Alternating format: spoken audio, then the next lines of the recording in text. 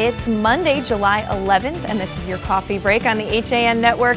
I'm Kate Czaplinski with the latest local news. Later in the show, we have a special recipe from what a food policy coordinator with the U.S. Humane Society calls not-so-crabby cakes. That's in honor of Meatless Monday today. Later in the show, Frank Granito will join us with a sports update, and we'll also take a look back on this day in history. But first, in the early morning hours of Saturday, state police captured a man trying to escape them in a tow truck after he intentionally rammed into an unoccupied police cruiser. At about 2:30 in the morning, White Plains, New York police notified Troop G in Bridgeport that they were in pursuit of a Bob's towing flatbed tow truck on I-95 northbound that was entering Connecticut and being driven by 21-year-old Jason Calicastro. They were pursuing the tow truck for a possible hit-and-run accident involving a pedestrian and reckless driving. Connecticut troopers were positioned on I-95 northbound at exit 8 with stop sticks as that tow truck approached. However, the truck did not strike those stop sticks and continued northbound on I-95. Later, Calicastro exited the highway at exit 14, then re-entered I-95 southbound and continued traveling south. Troopers again set up stop sticks on I-95 southbound exit 8 and successfully deflated the front tire of that truck. However, Calicastro continued driving. A trooper was then stopped on I-95 southbound exit 3 in the median shoulder, and another trooper was stopped on the right shoulder with stop sticks set up across all 3 lanes. As that tow truck approached the troopers, Calicastro intentionally swerved into the police cruiser stopped in the median. The cruiser was unoccupied at the time it was struck, and the trooper was not injured. Both the cruiser and tow truck sustained heavy damage, and the tow truck became fully engulfed in flames. Calicastro was taken into custody, where he was charged on several charges. And on July 8th, the Norwalk Police Department's Detective Bureau received information about a threatening social media messaging advocating violence against police officers. Norwalk detectives then located those posts on Facebook and identified the author as 34-year-old Kurt Vanzik of Norwalk. The post indicated that the Dallas shooter was a hero, and he called for police officers to be killed.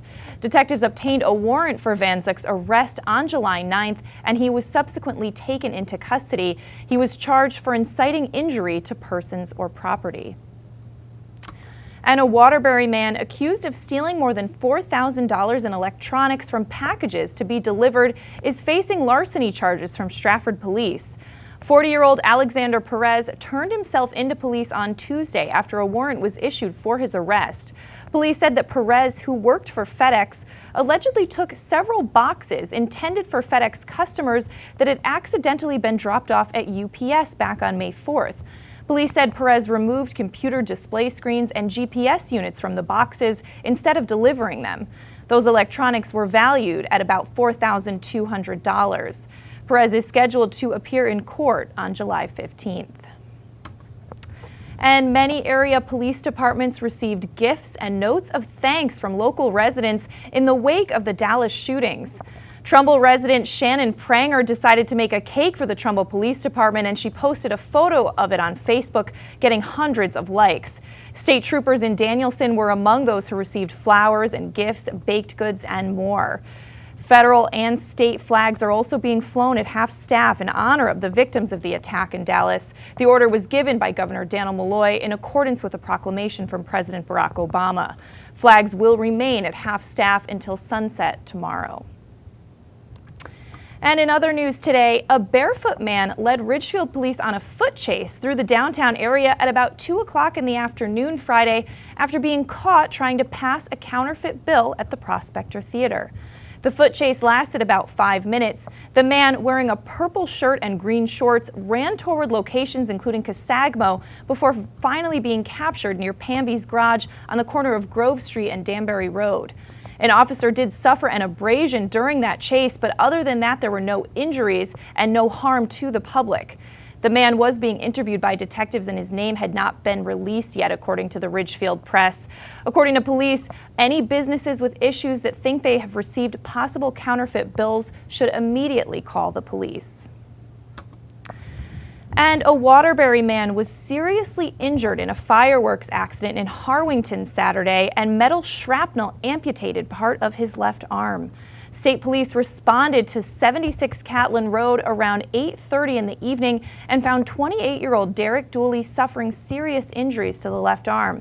Police said the shrapnel amputated his arm below the elbow, and Dooley was transported to the hospital. Police say he was injured during an unlicensed private fireworks show, and members of the State Police Fire and Explosive Investigations Unit are currently investigating. Transit-oriented development in Ridgefield's Branchville area is still on the town's to-do list, but the nearly $2 million in state money sought to kickstart that effort didn't make it through the state's competitive grant process. In June, Governor Daniel Malloy announced some $20 million in grants to 20 communities for transit-oriented development projects and studies, but the Branchville project that Ridgefield had sought for wasn't on the list. The town is still working on that development study of the Branchville area with a $256,000 state-approved grant previously. The application sought money for construction of sidewalks, site amenities, pedestrian bridges, and some road realignments. But you can get a lot more on that story at theridgefieldpress.com. And Milford's first poet laureate will make his public appearance and present his first city-themed poem tonight at Milford's Board of Aldermen meeting. Michael Thibodeau, who goes by the name Mick Thebes, is only 24 years old, but with a sizable collection of poems, short stories, paintings, and other evidence of his artistic talent, he impressed city officials who have been looking since the beginning of the year for someone to serve as Milford's official poet. Thibodeau was the unanimous choice of the selection committee, according to Christine Angeli, director of the Milford Library. You can get a lot more at milfordmirror.com. But switching gears now and taking a look at the forecast for today, a mix of cloud and sun will give way to cloudy skies this afternoon. A high of 79 degrees expected for the area, humidity at 53%.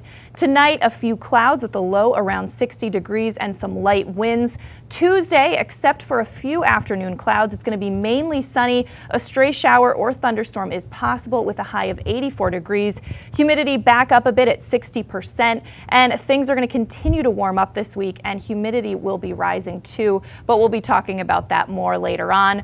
We're going to step out for a break, and when we come back, we're going to take a look back on this day in history, and Frank Granito joins us for a Nutmeg Sports Update on your coffee break after this. Have a sports injury or a slip and fall that needs immediate care? Coastal Ortho Express Urgent Care gives you direct access to an orthopedic specialist fast, without an appointment. Biking, golf, tennis, soccer, whatever the sports injury is, sprain or fracture, Coastal Ortho Express can help. Coastal Ortho Express Urgent Care, open Monday through Saturday, now in 2 locations. The iPark building at 761 Main Avenue in Norwalk, 36 Old Kings Highway South in Darien. Or go to coastalorthoexpress.com, like them on Facebook.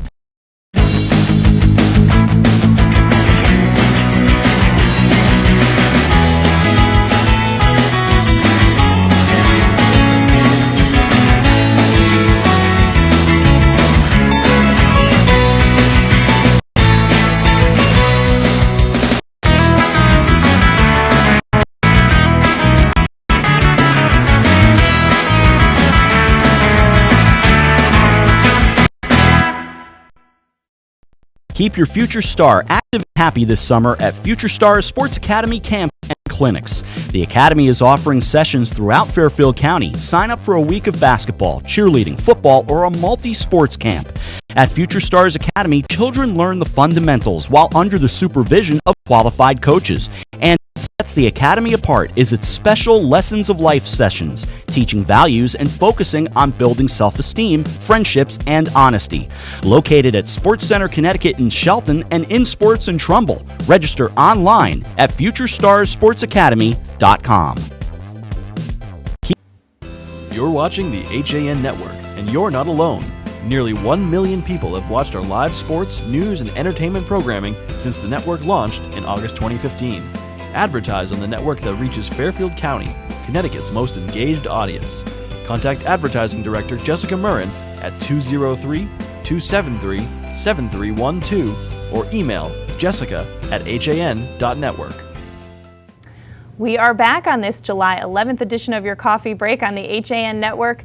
I'm Kate Czaplinski. Donald Ang is out this week, but he left us his look backs on this day in history, so let's get right to it. 1174, Baldwin IV, 13 years old, becomes king of Jerusalem. Afflicted with leprosy, Baldwin would resign for only 10 years before succumbing to the disease. If you saw the Swords and Sandals classic Kingdom of Heaven, the movie got his history and family almost totally wrong. Baldwin was portrayed in the film by a completely invisible Edward Norton, who actually did not want to be credited with the role, wanting a sense of mystery to surround the character. 1804, in Weehawken, New Jersey, below a cliff formation known as the Palisades, a duel occurs in which the Vice President of the United States, Aaron Burr, mortally wounds former Secretary of the Treasury, Alexander Hamilton. The two men had been bitter rivals for years, and though both men had attendants present, there were no actual witnesses. Since dueling was technically illegal in the northern states, assistants typically turned their backs so they could later testify that they saw no duel take place. As best we can tell, the men intended to follow protocol and each waste their shot, thus satisfying their respective honor, but Hamilton, instead of firing into the ground, intentionally missed by aiming at a tree above and behind Burr. The bullet whizzing past his head startled Burr, who had expected Hamilton to fire into the ground, and Burr then took aim and shot Hamilton through the lower torso. He was later acquitted of murder, but the incident ended his political career. 1972, the first game of the World Chess Championship 1972 between challenger Bobby Fischer and defending champion Boris Spassky starts in Reykjavik, Iceland. It had since been dubbed the match of the century, not so much for the level of chess, but the political implications. The Soviets had long dominated world chess and considered it a sign of their inherent intellectual superiority. Fischer became the first non-Soviet to win the title since 1948, but later went into seclusion, not playing again until 1992. Soviet Anatoly Karpov would be awarded the world title in 1975, and Russians would hold it until 2007. And finally, in 1962, there was this. Station nestled in the mountains at Andover, Maine, a signal is sent to a speeding satellite, an historic feat that could reshape man's future. That satellite, of course, is the Telstar, 170 pounds of complex electronic equipment that receives signals beamed from Earth, magnifies them 10 billion times, and rebroadcasts them back to Earth. Pictures, telephone calls, telegraph messages, and computer data all can be handled by the orbiting device. That was the first transatlantic satellite television transmission, a video of the flag flying outside the transmission station, transmitted via the satellite Telstar 1. Telstar would later be used to synchronize time between the continents to within 1 microsecond, which was 2,000 times more precise than had ever been measured before. But that does it for your look back in history. We're now going to throw it over to Frank Granito, our sports director, for a Nutmeg Sports Update. Frank? Thank you very much, Kate. Well, let's start first with the Grip It and Rip It tournament from this past weekend that was held at New Canaan High School. In the end, it was Cheshire Academy who came out on top, defeating the Brunswick School 30-24 in overtime of the championship game. All in all, 32 teams got together for round-robin play on Friday in a double elimination tournament that took place on Saturday. Here are some of the highlights. Teams today. One shot here. Rolling out to the right, there's 2 out routes there. They used the second one. Unfortunately, there's another choke player in the window, so it is up to 12, and everything is sputtering out of control right now for the Bears. Working at the goal line, and it's a levels route. You need one player 2 yards short of the end zone. Oh, and a beautiful pump fake, biting on the screen all the way, and Brunswick quick to answer with a fox route. First we've seen motion all day. And it sets up a shallow route. Look for the digger cross right behind it. There's a second one, and jumping and reading it all the way. A great play, the second interception we've seen from that young man. But he knew they wanted the tight end. They let the shallow go as you're supposed to. Linebackers pick up the first crosser, jump over the second route on the deep one. Left, and they get an outside release down low. One crossed over the middle. Here comes the digger out, going upward. Nice catch at the 10-yard line. Going up down the middle, going up to get it. Tipped by one man, incomplete, 2-1. And that will do it for our second semifinal. So a crazy swing of events after Choate jumps out to a 12-0 lead. A couple hours established themselves as very solid. And they've got a chance here. Man open downfield looking for him. Drops it into the breadbasket and completing for the touchdown. It only takes one play, and now it is 16 of a 6. So 4th down and 20. They'll fake a bubble, looking to work the streak on the outside. Now he's got to just throw it up down the middle. Jump ball situation. Going up to climb the ladder, and he makes the catch. 6 points on the board. That is such a huge catch. Being interfered with, I'll say. So all zeros on the scoreboard. It's one play to win it, or we will play overtime. Looks to his right. Man jammed up originally. He's got space to the corner. Throws back to the left side.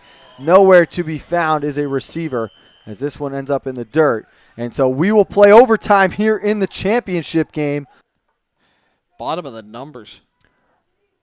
One route there. They want to try to go to the back of the end zone. Going up for it. Coming down with it. Touchdown made. Cheshire Academy has won the 2016 Grip It and Rip It tournament. And our congratulations go out to Cheshire Academy again on winning the tournament. And we'd like to thank New Canaan High School one more time for being so accommodating to the HAN network while we were on site. Another thing we'll be watching this week is the 13U Connecticut Babe Ruth State Tournament that started at Stanford Scubetta Stadium this past Friday. Altogether, there are 8 teams from around the state that'll be playing in the round-robin round through Tuesday night before they advance to the semifinals on Thursday night starting at 5:30 with Game 1. The HAN Network will be live on site to cover both semifinal games Thursday and the championship on Friday. For more on that, we ask you to tune into Nutmeg Sports today at 2 o'clock, where I will also be joined by former Massac and University of Connecticut quarterback Casey Cochran.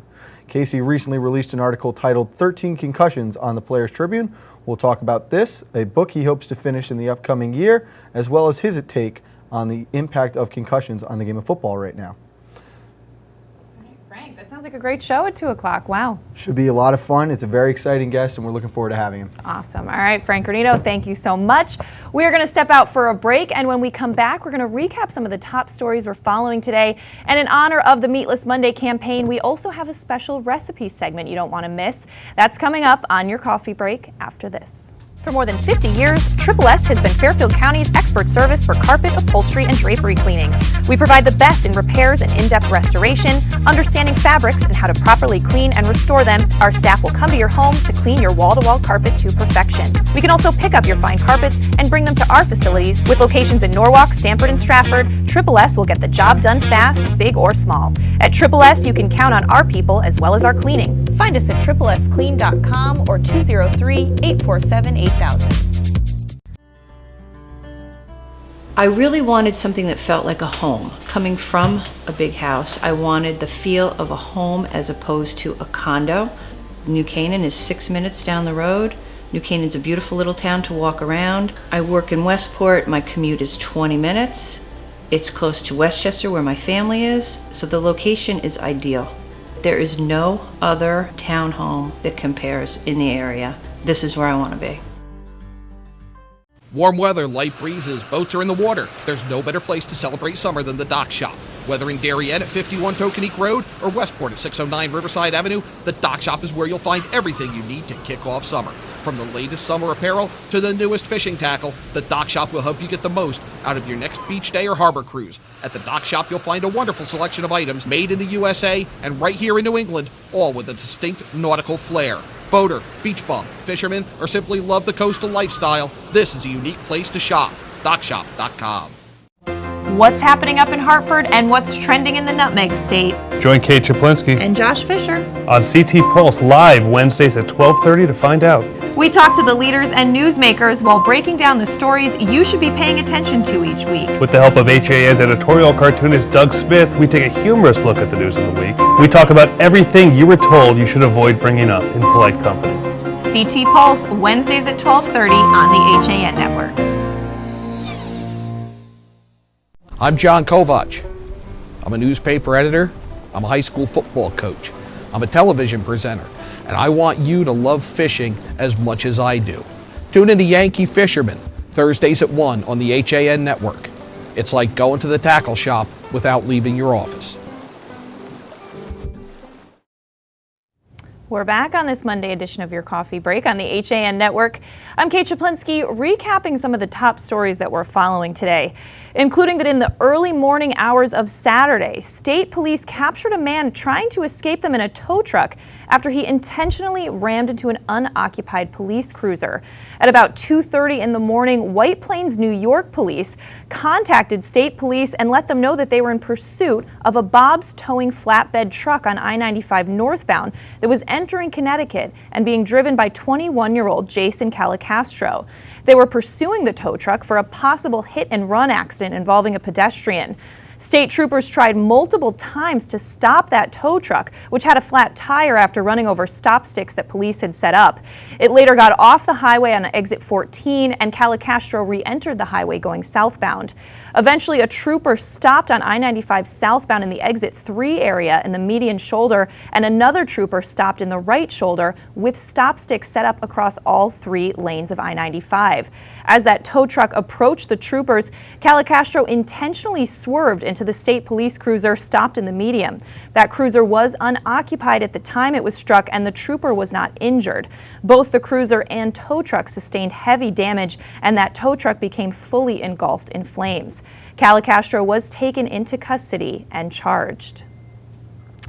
And last Friday, Norwalk police detectives received information about a threatening social media message advocating violence against police officers. Detectives located the post on Facebook and identified the author as 34-year-old Kurt Vanzuk of Norwalk.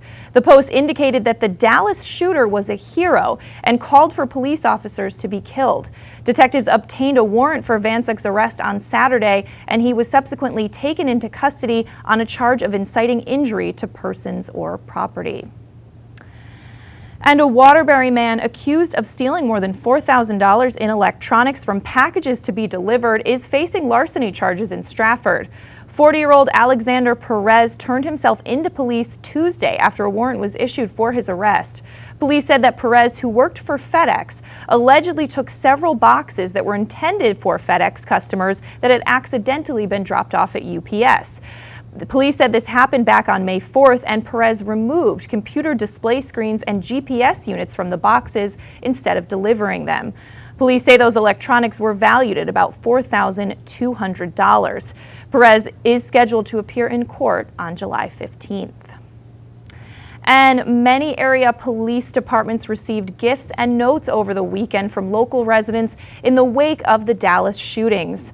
Trumbull resident Shannon Pranger decided to bake a cake for the Trumbull Police Department, and she posted a photo of it on Facebook, receiving hundreds of likes.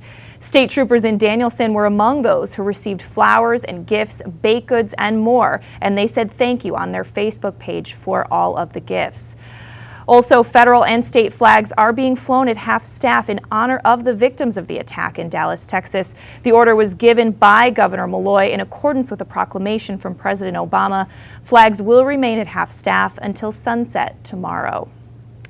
But switching gears now, in honor of Meatless Monday, a campaign with the U.S. Humane Society, we spoke with Food Policy Coordinator Katie Scott recently about a fun summer recipe that's completely vegan. Check it out.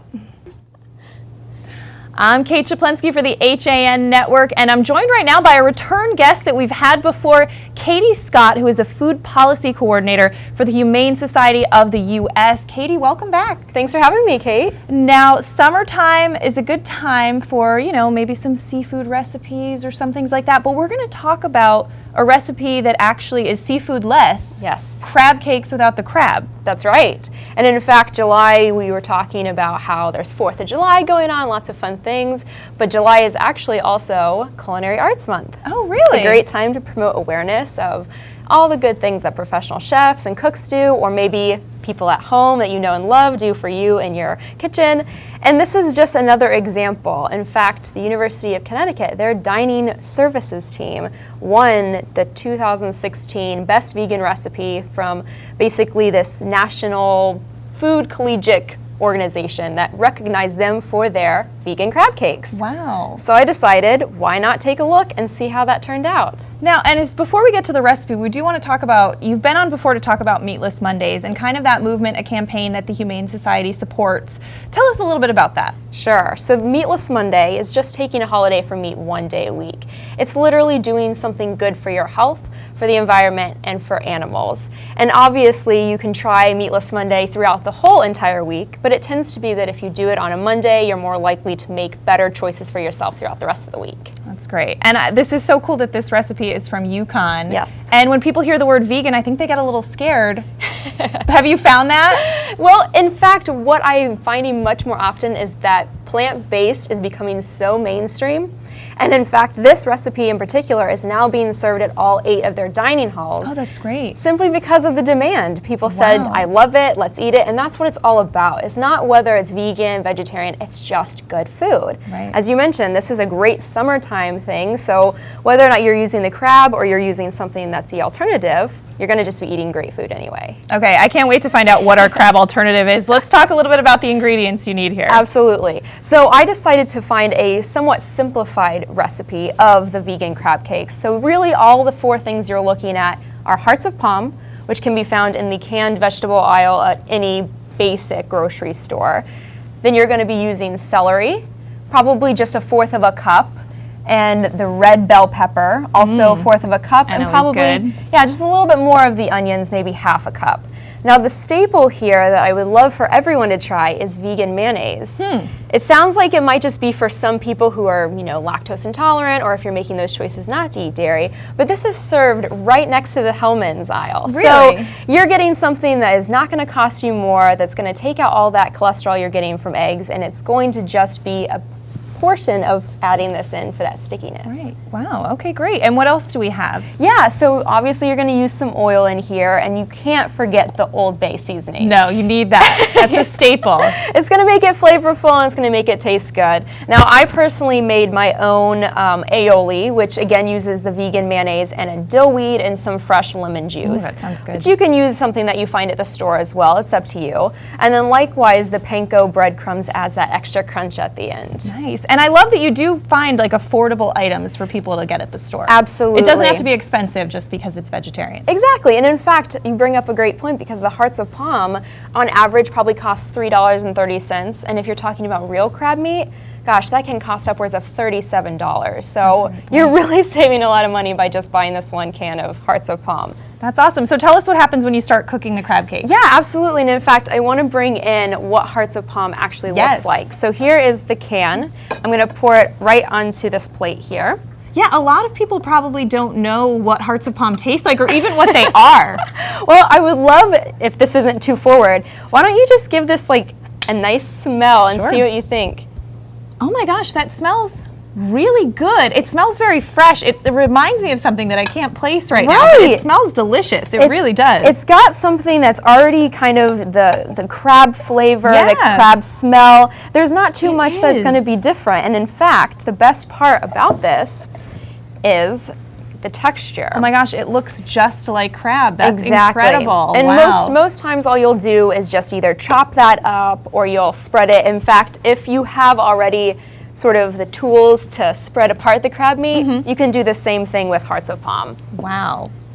And so the finished product. You ready for it? Yes, I'm so excited.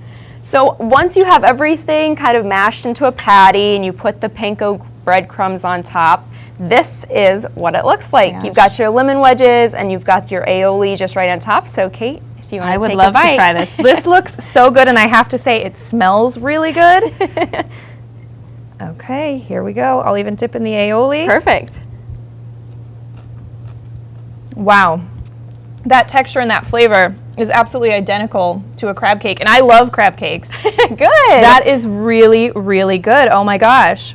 Well, and that's the thing too. So in fact, my partner, who does a lot of the cooking with me in the house, he is not a fan of seafood. However, this fits in right perfectly because he thinks, oh, well, I'm not eating the crab, but I'm eating this, and it tastes so good. The flavors are spot on. Aren't they? That really is. That is amazing. Hearts of palm. Who knew? Who knew? And it really only takes about 10 minutes to cook once you have all your ingredients together. And like I said, this is a simplified version, so yeah, and it's fun. You can experiment with it, exactly. I bet. Throw some other things in there, some different seasonings. And that's sort of what Culinary Arts Month is all about, right? Exactly. An experiment and thanking people for the food that they use with their creativity. That's great. And Katie, I do have to say, last time you were on, you introduced me to vegan sour cream, right. And now you've introduced us to vegan mayonnaise. Yes. Things I didn't even know existed. So it's very cool that there's these alternatives. You know what? I may just end up leaving this here for you. You can have the whole thing. Thank you. You're welcome. All right. Well, this is really good, and we so appreciate you bringing this. Again, this is the Yukon Recipe Simplified. That's right.